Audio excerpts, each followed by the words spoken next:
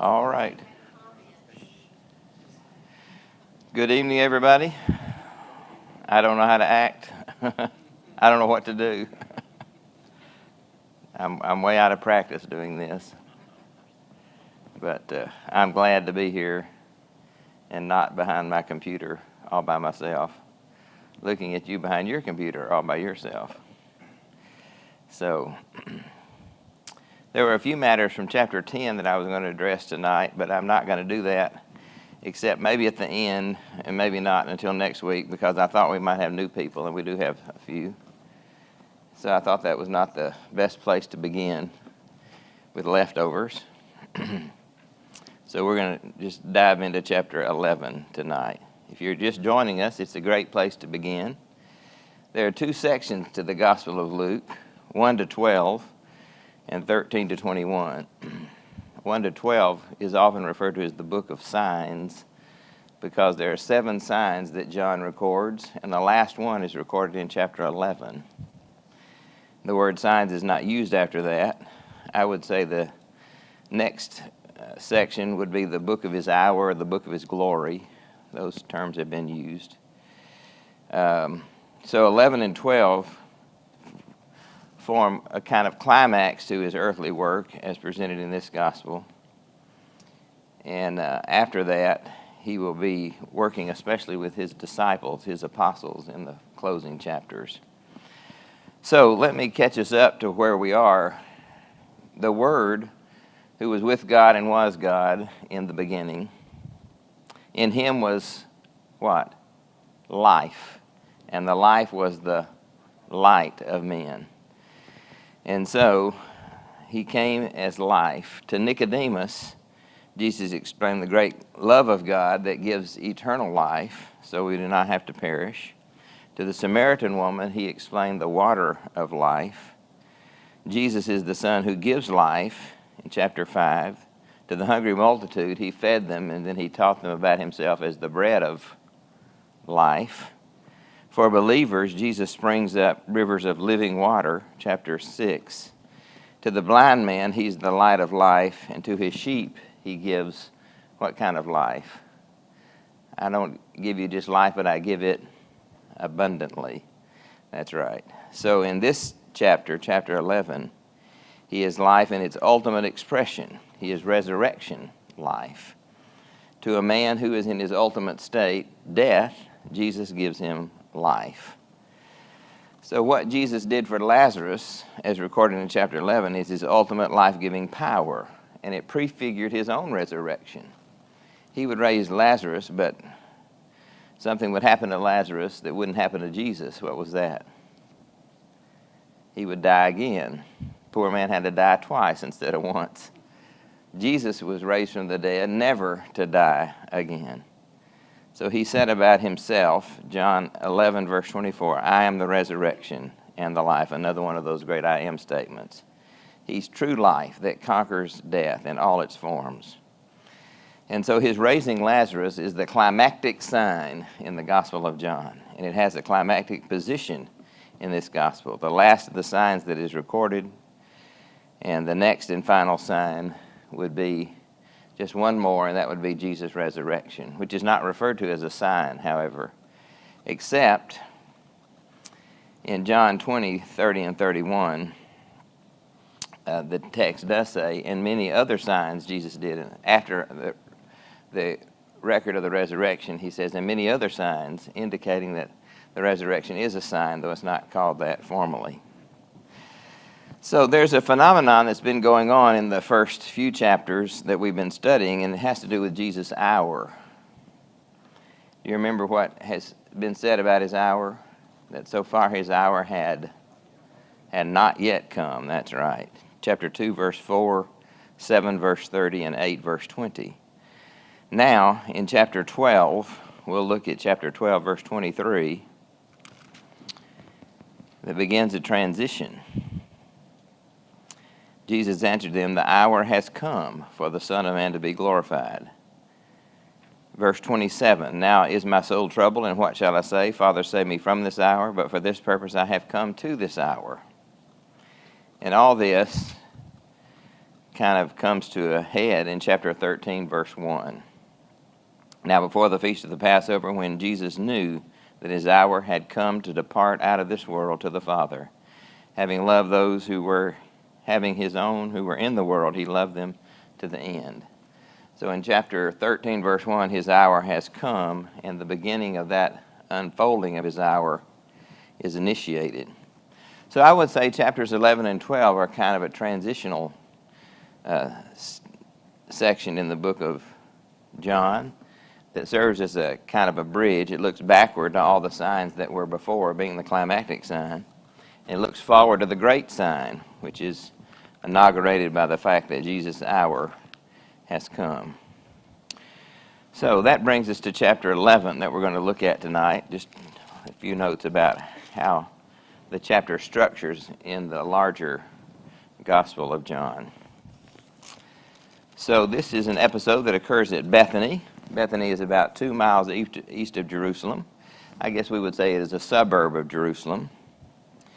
It may have been notable for many events or personalities, but John knows it as a village of Mary and Martha, his special friends. And he informs us about something that occurred in that place. So Tim is going to read for us, and Tim, would you read 1 to 16, please?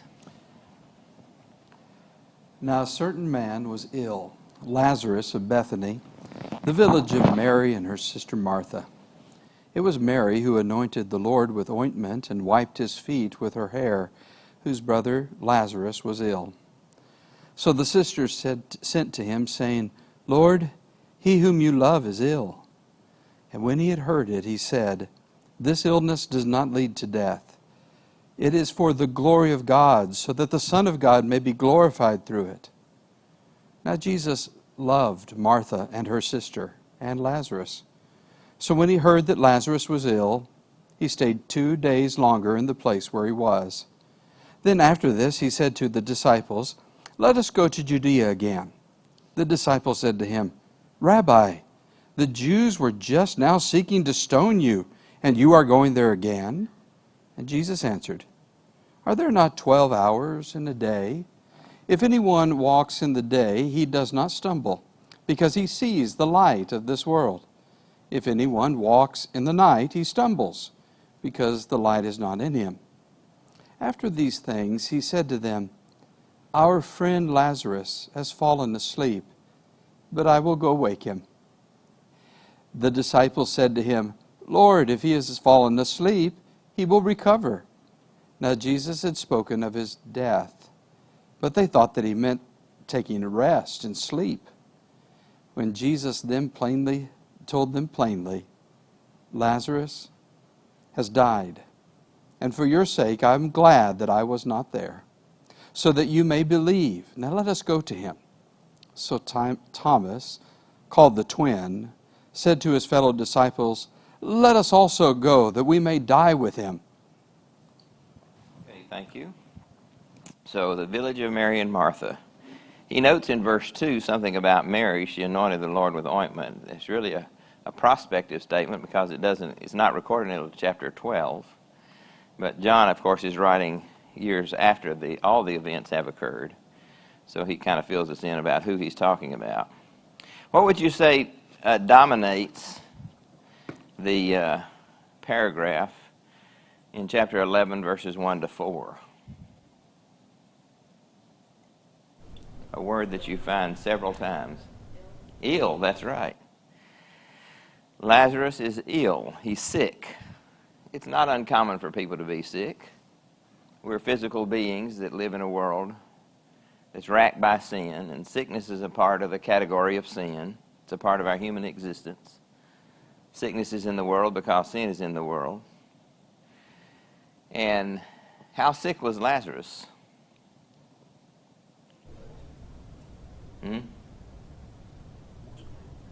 He was quite sick. I think his sister saw that his situation was deteriorating rapidly. His sickness is mentioned several times. It's noted in verse 1, mentioned again in identifying Mary and Martha. They send a note to Jesus So the notation documents that this is a serious situation. It's a grave situation. And so they sent word to a special friend, a brief, urgent, personal message. Lord, the one who you love is sick. So they gave him information, but is it interesting to you what Mary and Martha did not do? Did they ask him to do anything? Did they suggest that he do something? No, they didn't ask him to hurry to Bethany. They didn't tell him what to do. They knew Jesus loved Lazarus, and that he would do the best. And so they just sent word that Lazarus is ill. I think there's something to learn from that. When a situation is confusing and desperate, when we don't know what to ask for in our prayers, we can simply and earnestly say, Lord, you know this situation. Please do what is best that will bring you glory. We trust that you will do what is best.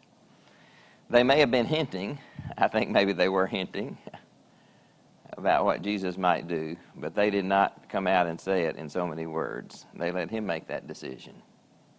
Good lesson for us. Well, what did Jesus say? How did he respond? You would think when he learned he was sick and that it was a serious matter that he might do what? Rush to him, go immediately. But what did he do? He delayed 2 days where he was. And then he said, let's go to Judea again. His response was, this sickness is not unto death. From a human standpoint only, it appeared that it was unto death, that he was on his way down and out. But Jesus had another perspective. He had a divine perspective. And as a matter of fact, the sickness would result in physical death, and perhaps already had done so by this time. But Jesus knew more. He knew the situation would provide an occasion for the Father in heaven and his Son to be glorified, that attention might be focused on them and due honor might be ascribed to them. And that's what happens from many. So you'll notice he uses a not, but idiom to make his point. He says the sickness was not unto death, but that's not an absolute negation. It's a way to emphasize a greater concern, that God may be glorified. And so there's another great lesson for us in our desperate situation. God knows more than we know. He knows the bigger picture. And while we're not able to say absolutely what God will do, we know what he can do, and we can trust him to do the best for everybody concerned. And that's what we see happening here. And it may not be on our timetable, by the way. We might think, oh, we have to rush there, and we have to do this or that. But Jesus knew the bigger picture. There is another point of emphasis here, and that is there's an emphasis on Jesus' love. In verse 3, the sisters note to Jesus about Lazarus that he is the one whom you love. And John specifically notes Jesus' love for all three of them in verse 5. And love comes to play later when he's with the women and with Mary, and he weeps. I think he feels he is empathetic toward them. So, the fact that he delayed did not mean that he did not love them. He had emotions and he had feelings, and these came through. He was a human being. He developed friendships. But there is more at work here than just raising a man from the dead. Jesus wanted to accomplish more than that. And so he timed it in a certain way. His love did not overrule the larger objective that he had in mind. So let's think about Jesus' delay. Jesus purposely delayed going to Bethany so the larger purpose of God might be accomplished. So what needed to occur for this miracle to have its full effect? What had to be clear? That Lazarus was dead. And so Jesus delayed so that could happen. It would be important that his death be confirmed so that his resurrection might be real. And the two-day delay served that purpose. So when the time came for him to go to Judea, the disciples were kind of surprised by that decision. Not long, Jesus had just left the area. Back in chapter 10, verses 38 and 39, they sought to arrest him, but he escaped from their hand. And now, what's he doing? Turning right around and going back into that same situation. So it seems at first to the disciples that Jesus is putting himself in harm's way unnecessarily. But Jesus knew more. He knew the fuller situation. He knew there was a window of opportunity that he wanted to use as it was available. So his words have a fuller meaning. There's light, the light of this world. And he is saying, in effect, that daylight must be used effectively. But that's not the only light there is. There's light within. And that's the true light that really matters. That's the one that Jesus would address the most. So then he says, our friend Lazarus has fallen asleep, but he would go that I might awaken him out of sleep. So what did he mean by that? When he said that he's fallen asleep, he meant that Lazarus had died. How did they take that? That he was just asleep and he would recover without their being there. We don't have to go for him to get well or him to get better. So Jesus then spoke plainly to them. He said, this sleep is the sleep of death. Lazarus is dead. So he had divine insight that was beyond human perspective. He knew of his friend's death, and he planned to use the circumstances in the timing and the actions that he would take, that the greatest good might be done, that glory might be shown to God. So Thomas's statement is interesting. Let us go that we might die with him. It could be a statement of resignation. Oh, let's go. We'll die with him. We'll die along with Lazarus and with Jesus. We'll all die. Or it might be a statement of commitment. Let's go with him, and if he dies, we'll be there and die with him. If he dies, we don't want to keep living. We want to die too. So I'm not sure. I haven't decided how to take that. What do you think? Given the disciples, I would probably lean toward the first one, kind of a statement of resignation. But interesting to tease that over in your mind. So let's think about Mary and Martha. What are they experiencing? What are they feeling? What are they thinking? Were these difficult days for them?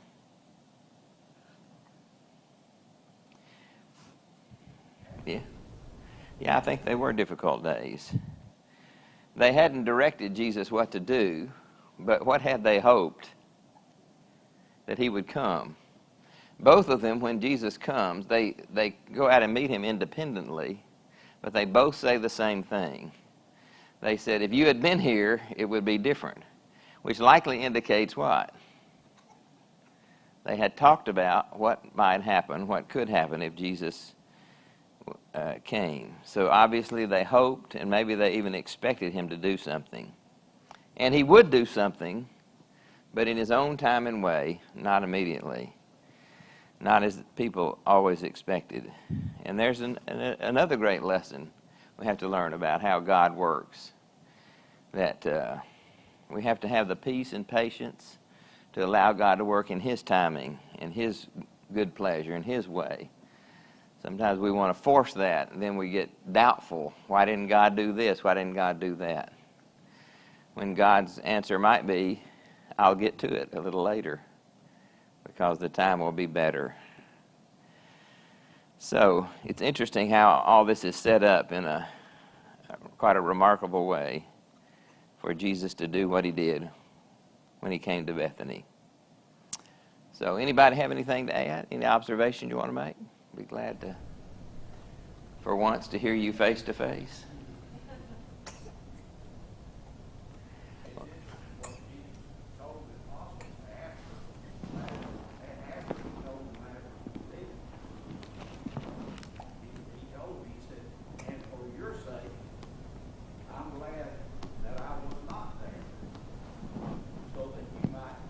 All right.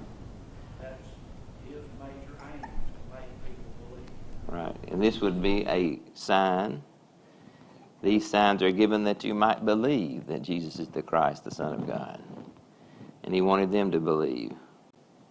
Which, would you say they were not believers? Or did this... They were believers, they just may not have quite understood what they believed. Okay. And can belief have degrees or be stronger as time goes on? Things happen?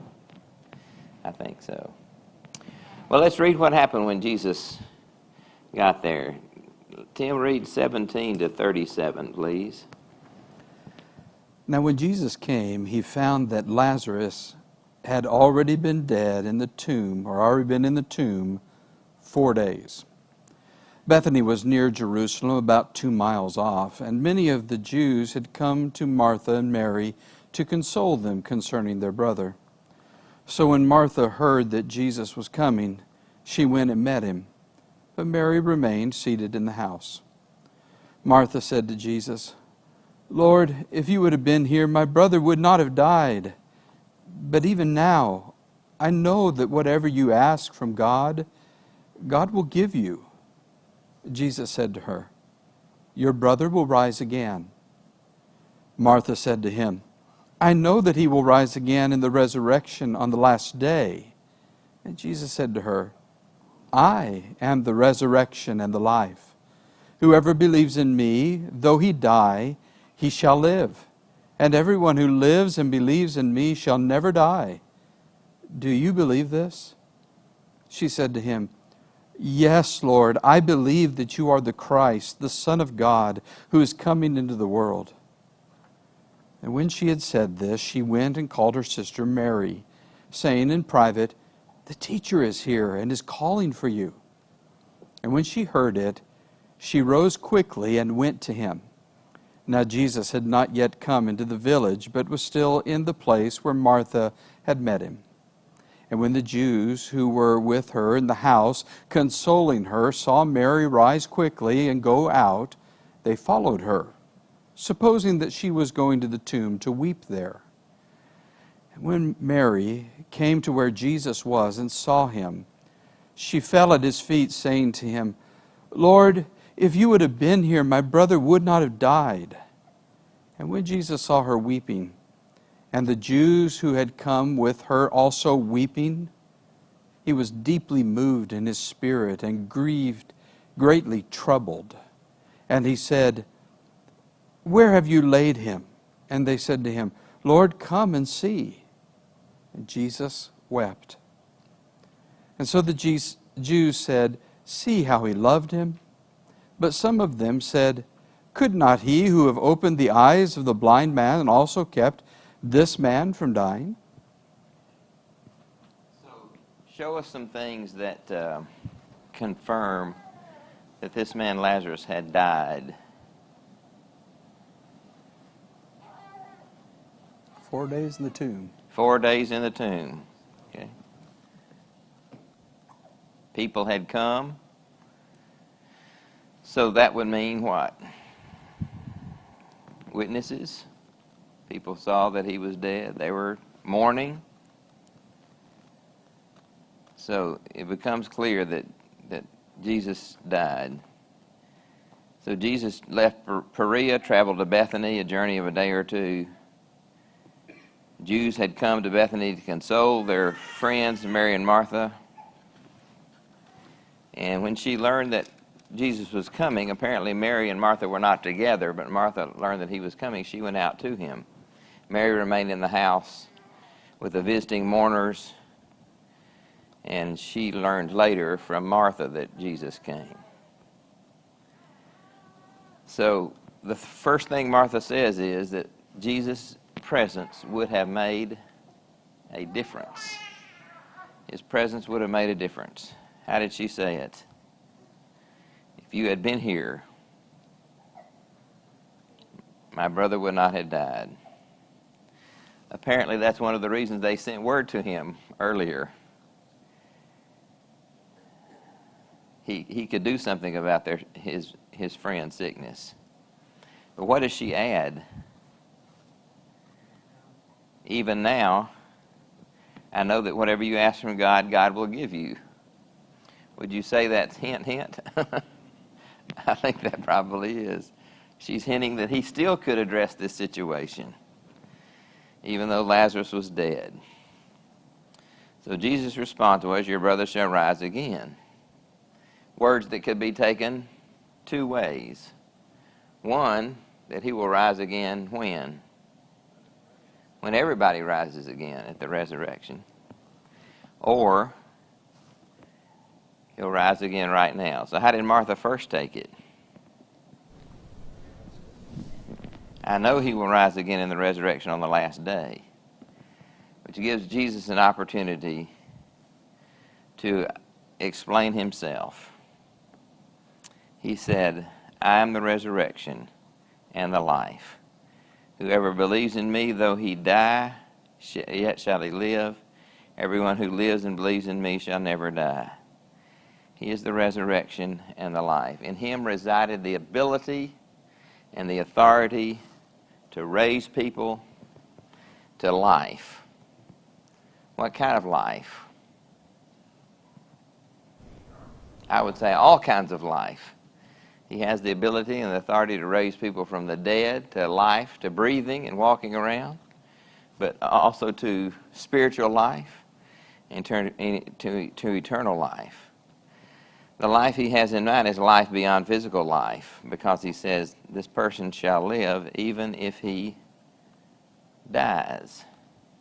And the life that he has in mind is a life that transcends death, because he shall never die. So that's life in all its forms, isn't it? In all its dimensions. He is the one who gives life. That's an important point to realize from our gospel, in the study of the Gospel of John. Jesus gives life of all kinds. He has the authority and the ability to raise people to life in every way. Physical life, and life that's greater, richer, truer, bigger, and longer than that. That's good news, isn't it? That's our greatest hope. Believers can live and never die. Never die. Does that mean we won't die physically? Not necessarily. It may look as though we die when we die physically, but we don't. How does the Bible further describe that? Being what? Asleep. You have fallen asleep in Jesus. It may look like you have died, but you have just fallen asleep. We have life without any interval, life forever.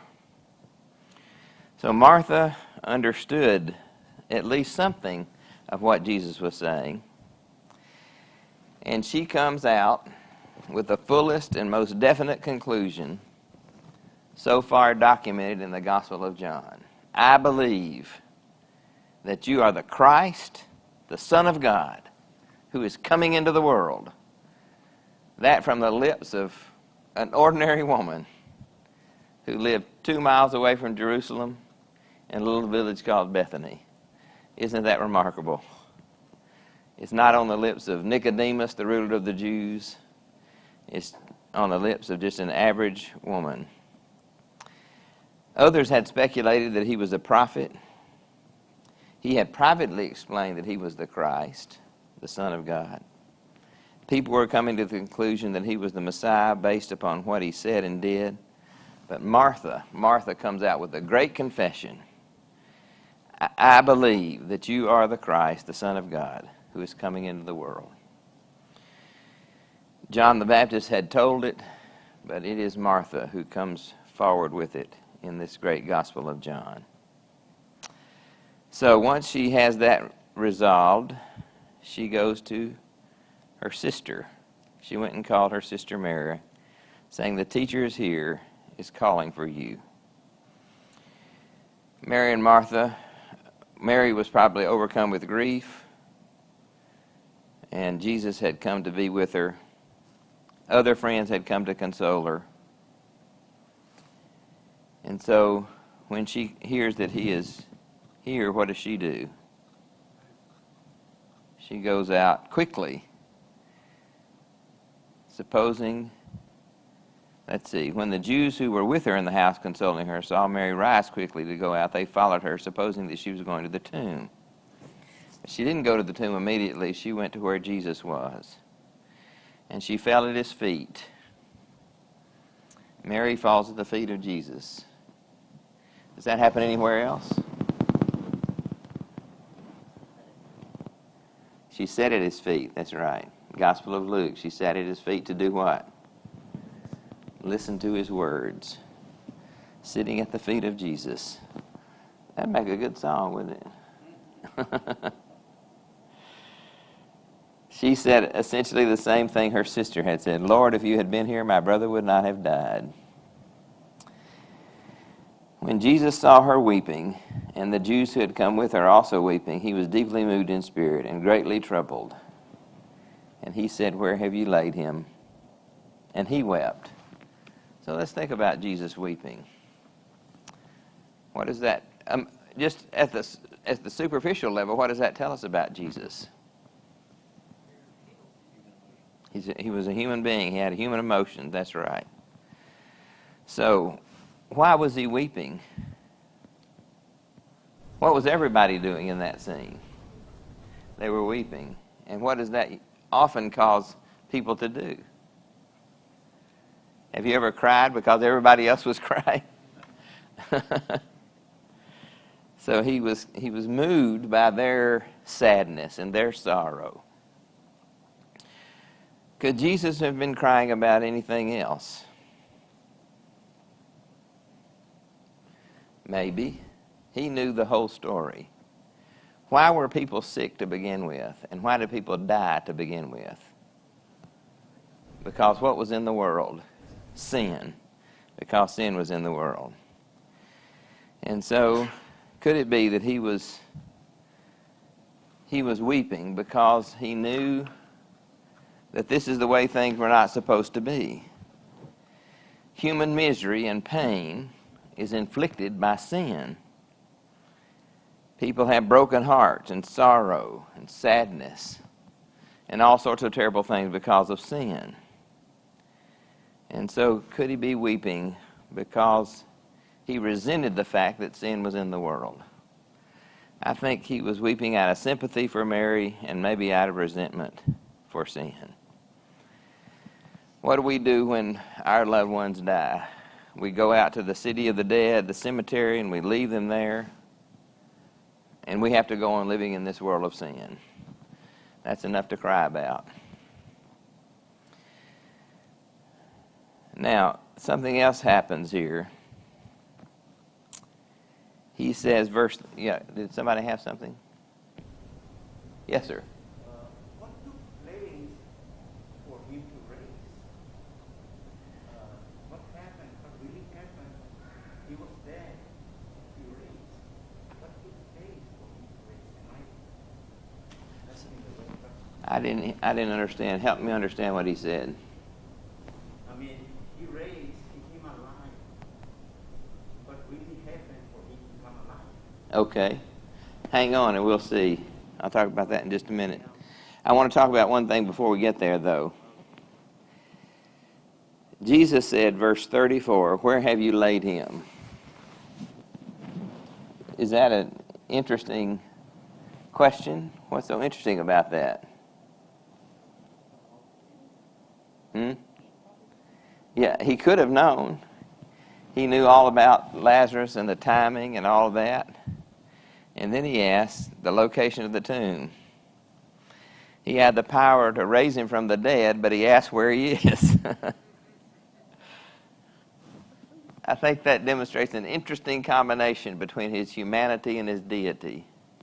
And I'm not going to begin to try to explain that. I don't think we have to explain that, just to acknowledge that he was both human and divine, an intriguing combination.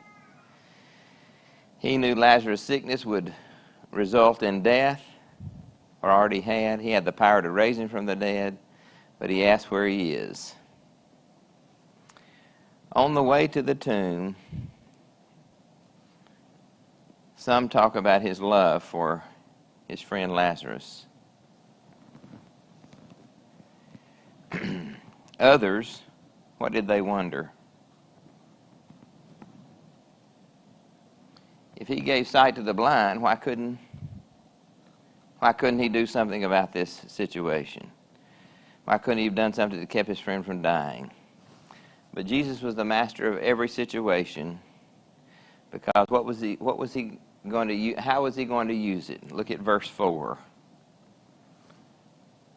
It is for the glory of God, so that the Son of Man be glorified through it.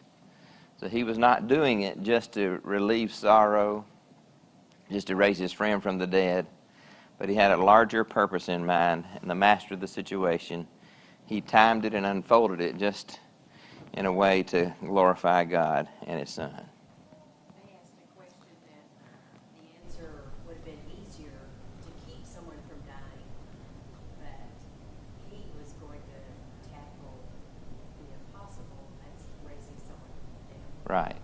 That's a good observation. He could have kept him from dying, but he let him die and let that become confirmed in people's minds, and then he intervened. Jennifer was pointing out to me that the fact that he didn't know where he was gives greater credence to the miracle. He knew where he was, maybe they were in cahoots. Yeah. That's He didn't know where he's at. another confirmation. I hadn't thought about that. Another confirmation. If you'll notice in the Gospel of John, a lot of those confirmations are there, that this was not an ordinary event that occurred, that in fact was a miracle. So he raises Lazarus from the dead, 38 to 45. Tim, would you read for us? 44. Then Jesus, deeply moved again, came to the tomb. It was a cave, and a stone lay against it. Jesus said, "Take away the stone."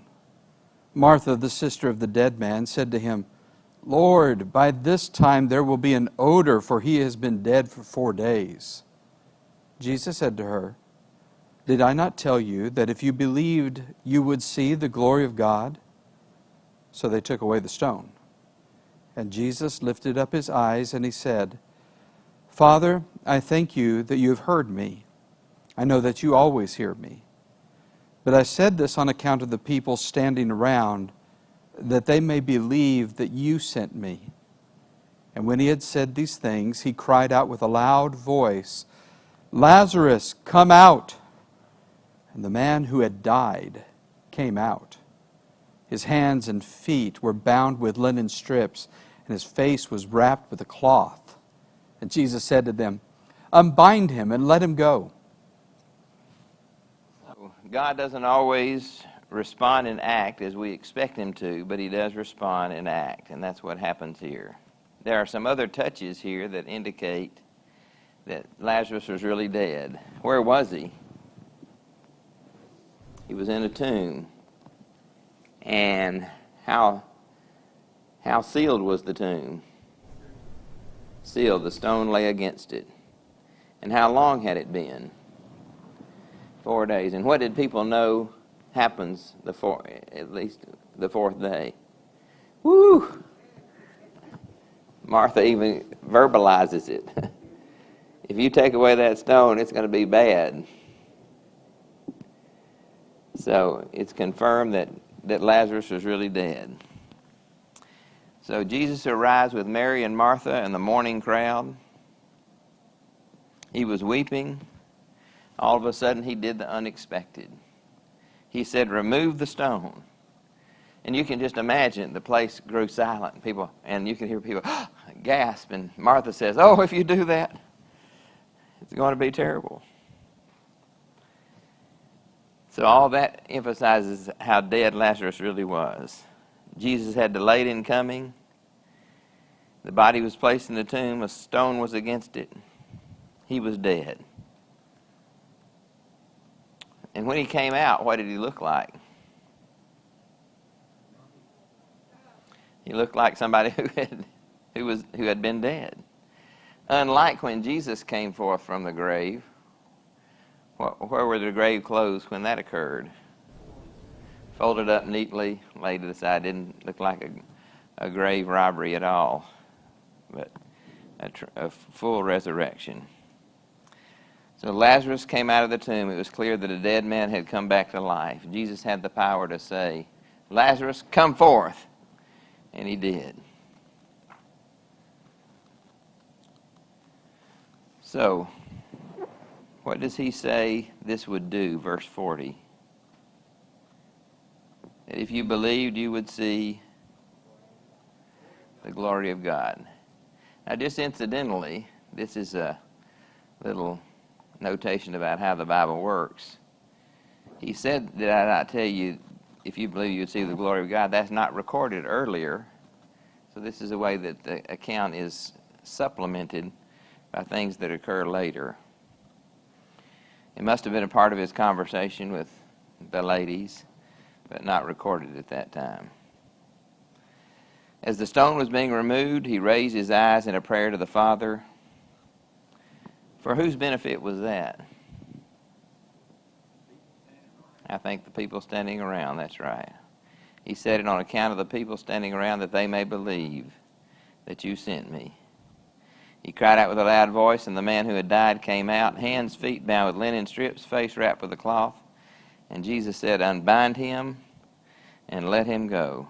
Unbind him and let him go. In God's own way and time, managed by God's Son in a perfect way, Lazarus was raised from the dead. His spirit was returned to his body, and though his body was still in the grave wrappings, everybody was sure that he was alive. It was not what people expected, but it's what people were thrilled about.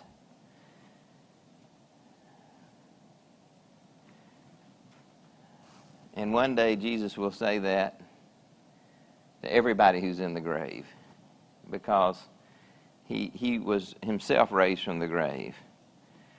The grave closed, the stone, the guards, nothing could hold Jesus. This is a precursor of what would happen in days yet to come. Jesus would be raised from the dead, never to die again. And one day, the dead will be raised along with him. Caskets and vaults and marble or earth will not hold us then. We'll be raised and to be with our Lord forever. So what kind of effect did this have on people? Let's read verse 45. Tim, would you read us? 45. Just 45? Yeah. Many of the Jews, therefore, who had come with Mary and had seen what he did, believed in him. So people had come out. They were with Mary and Martha mourning. They were their friends. And they saw what was done and what impact did it have on them. It helped them believe in Jesus. And we read a little next that some went back to Jerusalem. By the way, I noticed today that Martha, at least, would have been associated with the Pharisees, not the Sadducees, because she said, "I believe that the dead will be raised." And the Sadducees didn't believe in the resurrection. So I guess we could say Martha was a Pharisee. Interesting. But they went back and reported to the Pharisees, apparently, and we'll have to judge whether that was a friendly thing or not. But it precipitated something in the city of Jerusalem that we'll have to talk about next Wednesday night. Anybody have anything in our closing? The great resurrection. Yes? I was going to say that you answered my question. Probably I would just went one step ahead. That the spirit will come to the body if it raised. Right. That's what my question. Spirit returns to the body. Thank you. He was alive. And later he has a meal with Jesus, and people come to Jerusalem to see not only Jesus, but to see Lazarus. You know, we're always interested in talking to somebody who's been on the other side. We'd like to know what he knows and learn what he learned. There's no indication that Lazarus talked about any of that, but that didn't keep people from asking and wondering. All right, the great resurrection. I believe that you're the Christ, the Son of God, who is coming into the world. Let those words be on our hearts and minds in the week ahead. Well, thank you. Enjoyed teaching tonight, especially.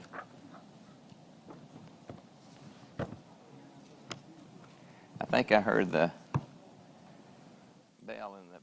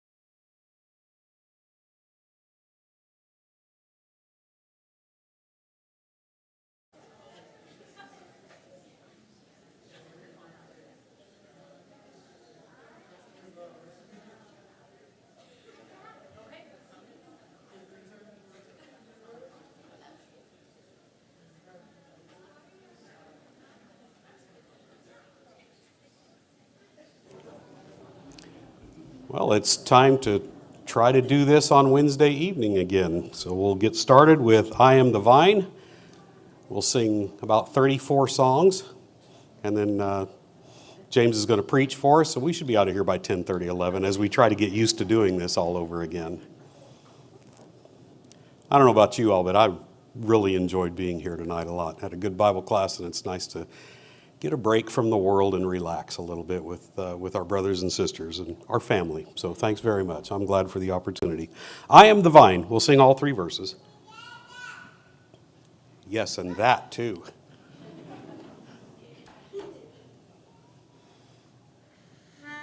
Do, mi, so, mi, do. I am the vine, and ye are the branches. Bear precious fruit for Jesus today. Branches in him no fruit ever bearing. Jesus has said he taketh away. I am the vine, and ye are the branches. I am the vine, be faithful and true. Ask what ye will, your prayer shall be granted. The Father loved me, so I have loved you. Now ye are clean through the words I have spoken. Living in me, much fruit ye shall bear. Dwelling in you, my promise unbroken. Glory in heaven with me ye shall share. I am the vine, and ye are the branches. I am the vine, be faithful and true. Ask what ye will, your prayer shall be granted. The Father loved me, so I have loved you. Yes, by your fruits the world is to know you. Walking in love as children of day. Follow your guide, he passeth before you, leading to realms of glorious day. I am the vine, and ye are the branches. I am the vine, be faithful and true. Ask what ye will, your prayer shall be granted. The Father loved me, so I have loved you. Sing number 131 as an invitation song. If you had asked me in February, or if you had told me in February that starting the following month, we wouldn't meet again on a Wednesday night in person until October 7th, I wouldn't have believed you. If you had told me in February that it would be a normal thing to see people in face masks on just about everywhere they go, in restaurants and other places, and we're not in Asia, we're talking the United States of America, I wouldn't have believed you. If you had told me in February that the World Series would be at Globe Life Field and the Rangers would not be in it, and they wouldn't even make the playoffs in a year where more than half the major league teams did make the playoffs, I wouldn't have believed you.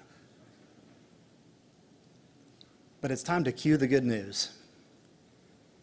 And let's talk about 3 brief points that the coronavirus and maybe the events of this year have helped remind us. Number 1, God has never asked us to be in the predicting business, rather in the trust and obey business. Some will spend endless efforts trying to predict the next war. What countries will that be between?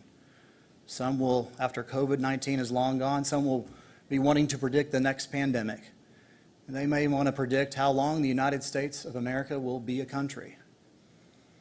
But rather, God has told us to focus our efforts and our energy on trust and obedience. Like the song says, what he says, we will do. Where he sends, we will go. And the chorus of that song tells us where true happiness is found, even in the midst of a chaotic year like 2020. Happiness in Jesus is found when we trust and obey. Maybe the kids can help me with this one. Proverbs 3, verses 3 through 5. Trust in the Lord with all your, what's the word? All your heart. Do not lean on your own, what? Understanding. I see some of the kids mouthing these words. In all your ways acknowledge Him, and He will make straight your paths. Number 2, this year served as a reminder, metaphorically speaking, that some of us may have been driving in the fast lane with the pedal to the metal, and metaphorically that car is, or the accelerator is that of control. This has been a reminder this year of how many things we don't control, how many things that are out of our control. And it's also a reminder that we need to return our focus to the great I Am, who controls all things within His hand. We can't control outside circumstances. Certainly we can influence, and God expects us to do that as Christians. But knowing that we can't control so many things, a healthy dose of meditation and prayerful devotion, praising Jehovah, who does control all things, would be in order, would it not? As that's always in order. Think about it. God controls the temperature of the earth and the seasons, Genesis 8:22. He controls the time and dwelling place of the nations, Acts 17 and verse 26. And truly there is a calm and a peace that surpasses understanding. As we read the psalmist, as Brother Tim mentioned in his class Sunday morning, Psalm 46 and verse 10, be still and know that I am God. So let's control the things that we can, such as our attitudes, our actions, our love for the brethren, our love for our neighbors. Let's show Christ in those ways. And finally, number 3, this pandemic was surprising, and it caught us all off guard. In contrast, may we all be ready with great anticipation for the return of Jesus, whenever that may be. He has promised to return, and to the faithful Christian, this will be the greatest event to anticipate, and it has massive eternal significance.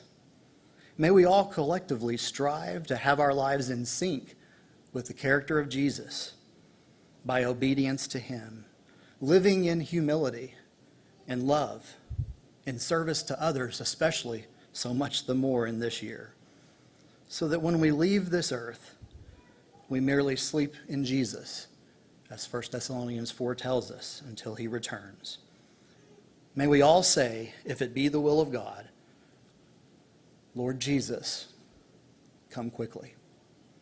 If we can help you connect with Jesus tonight or reconnect with Jesus, please do that. Come forward as we stand and sing. Faith, earthly joy, Jesus is mine. Break every tender tie, Jesus is mine. Dark is the wilderness, earth has no resting place. Jesus alone can bless, Jesus is mine. Tempt not my soul away, Jesus is mine. Here would I ever stay, Jesus is mine. Enriching things of play, born but for one brief day, as from my heart away, Jesus is mine. Farewell mortality, Jesus is mine. Welcome eternity, Jesus is mine. Welcome, O loved and blessed. Welcome, sweet scenes of rest. Welcome, my Savior's rest. Jesus is mine.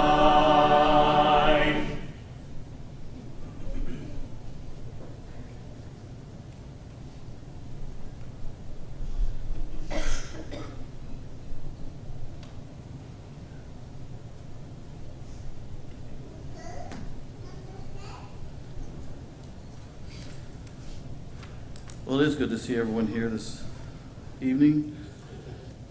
And about these times that we live in, I saw it once said that this too will pass. It may pass like a kidney stone, but it will pass.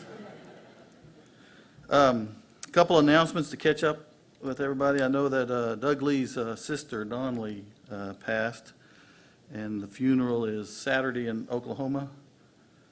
We want to keep that family in our prayers. Also, Gary Everett is home from the hospital. He's recovering at home now. Bruce Scott is scheduled to have some hip surgery as outpatient surgery on Friday. You want to remember him. And then Amy Merle's mother, Jean Parcell, had surgery today in Houston, and everything went well, and she should be able to return home this weekend. That's all I have, so let's remember our service is Sunday. We have one at 8:15 that where mask is required at all times. We have classes at 9:30 for all ages, and 10:30 worship where mask is required on entering and exiting the building. So that's all I have. So we'll now have a closing prayer by Jim Colby.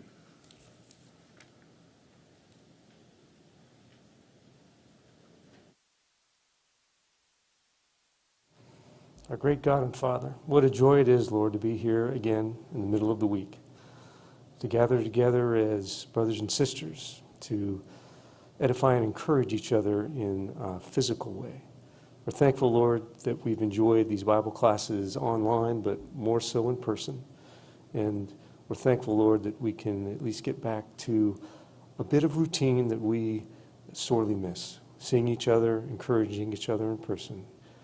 But we know, Lord, as we're away from each other, that we can still pray for one another, that we can still hold each other in our thoughts, that we can pray for those who are sick and those who are ailing, but we can also pray, Lord, for just the general spiritual health of each one of us, that we can all attain the prize that we all dearly seek, the upward calling of Jesus, a life with you.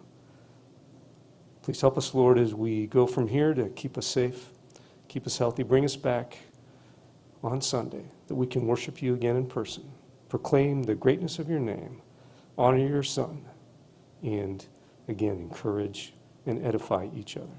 We're thankful, Lord, to be a family, to be your children, and to especially be redeemed by our Savior Jesus, in whose name we pray.